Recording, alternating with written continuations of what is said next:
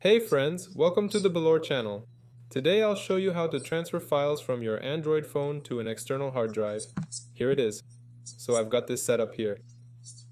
From the hard drive, I have a USB cable that I connect to USB. In my case, a Type-C adapter.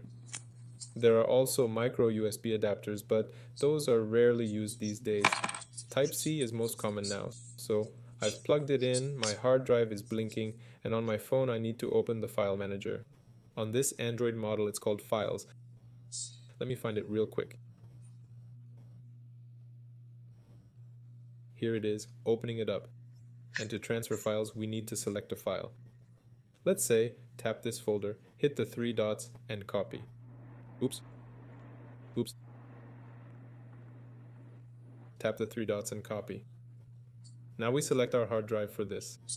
It's called USB drive.